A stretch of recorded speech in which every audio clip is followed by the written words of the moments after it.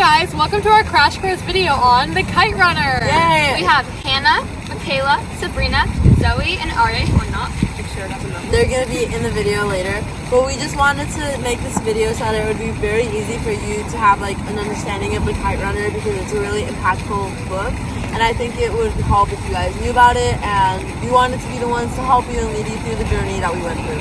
So without further ado, let's get into the video.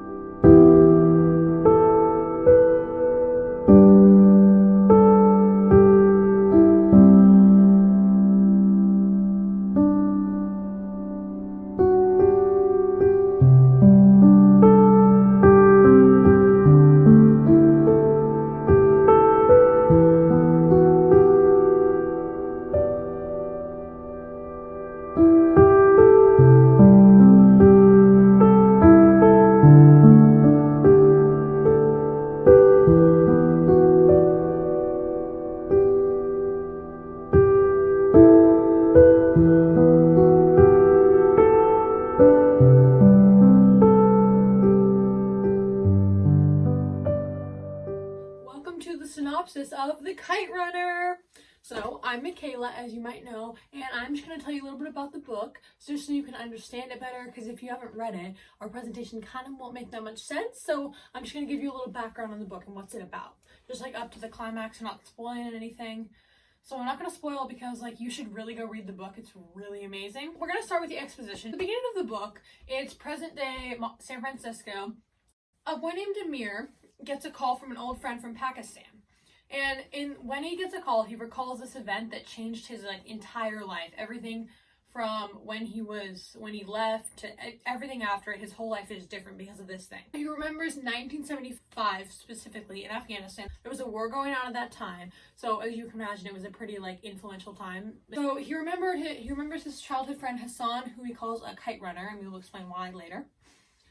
The two of them loved to play together, but Baba, who is Amir's father, was always like favoring Hassan when they did activities, and that made Amir really jealous, especially since Amir and Baba were wealthy for where they were, and Hassan and his dad Ali were their servants. So they should be of lower status, but Baba always favored Hassan, which made Amir feel small, and he hated it. Now transitioning from the exposition to the rising action, this is what like happens in the book. So one day, the two of them are playing, just like doing their normal things, just hanging out together, doing their little boy mischief, just casual things. And they run into a group of 3 bullies. And they start to pick on Amir for hanging out with Hassan, because something about religion at that time, since there was a war going on, they didn't really like, if they had a different religion, they were seen as kind of an outsider. So the bullies started picking on Amir for being friends with Hassan, and they threatened to hurt him. But at the last minute, Hassan took his slingshot that he loves. They play with the slingshot all the time, and he hit the bullies, and the two ran off together, and they were fine. For now, they were safe from the bullies. So now transitioning from the rising action into the more of the climax part of the book. Later in the winter, the kite fighting tournament is about to take place. So what the young boys do is they cover their kite strings with glass, and they battle them together, kind of like sword fighting. To see who's the last man standing. So if yours broken, the kite goes away, and it's called kite running because you chase the losing kite to kind of show as a symbol of you won. Amir wins the tournament, so Hassan takes off after the losing kite. And since Amir always has like felt like his dad favors Hassan, he runs after it too, because he's like, I need to get this. I need to prove to my dad that I'm worthy, because it's kind of like their trophy prize for getting it. That's what it is. So he comes up, he's running after Hassan, and he sees Hassan trapped at the end of the alley by the same bullies that tried to hurt them earlier. And he sees him getting assaulted and raped by the bullies. and instead of doing anything to help him, he runs away and runs back, and he pretends none of it happened when Hassan gets back with the kite. So they both pretend like nothing ever happened. But since this happened, this leads them to drift apart as friends. This is the climax of the book. That was like the main climax, and there's like more stuff after. Amir is racked with guilt about this. He's like, how could I do this? I'm a terrible friend. He's just completely torn with guilt. They're drifting apart even more and more. And Hassan being there is a constant reminder of what Amir failed to do. He failed to help his friend. She decides that one of them has to move, and he's like, oh, Hassan needs to move. Amir steals a watch and money from Baba and plants it under Hassan's pillow to make it look like Hassan stole it. And when Baba confronts him about it, he admits to it because even though he didn't do it, he's like, I'm not going to fight this. I can't. Eventually, a little while after, Ali and Hassan move away. And that is as much of the book that can be like explained about without spoiling anything. So I hope you enjoyed the synopsis of the book. It's an amazing book that you should read. It's impactful, and the book as a whole is just really interesting. So thanks for watching.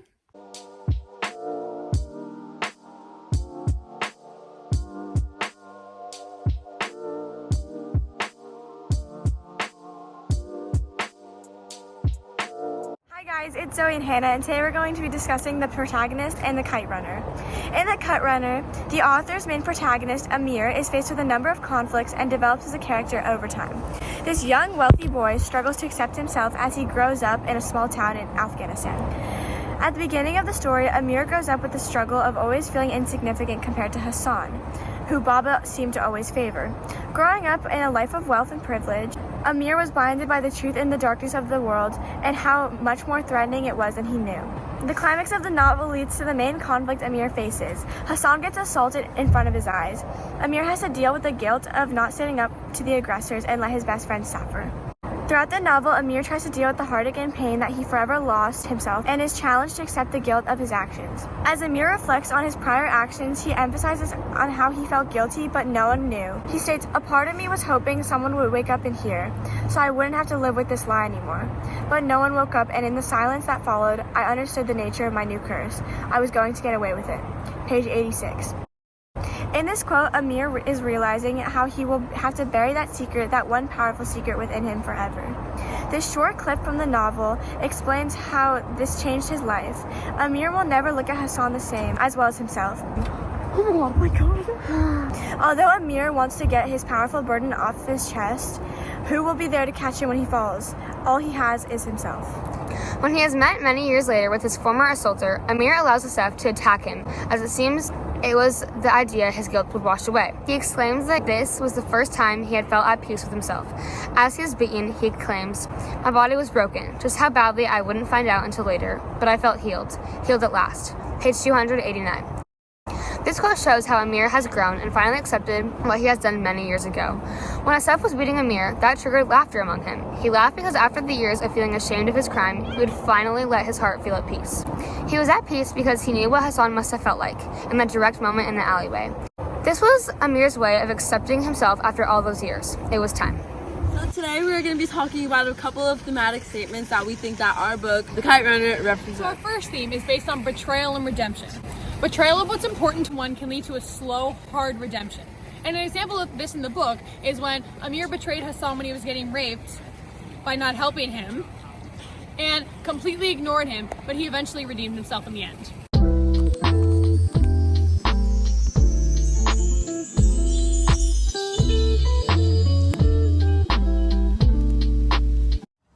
Our second thematic statement is about guilt. Dealing with guilt can lead to losing oneself forever. This happens in the book when Asif rapes Hassan and Amir stands there and watches. He has to deal with this for the rest of his life.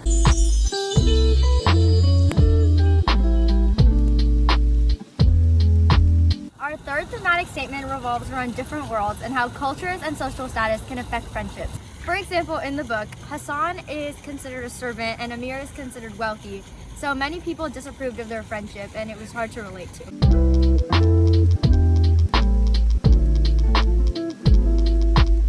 Thematic statement and our final thematic statement from the book is that fragile relationships between father and son can lead to unintentional bad decisions.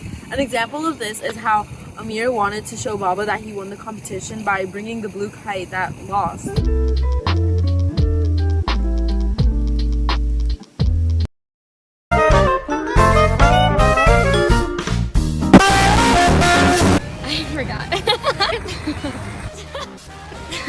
it up. Stop, Zoe. You can't look down. Zoe, you can't look down. It messes me up. Lucy. Aria, your face.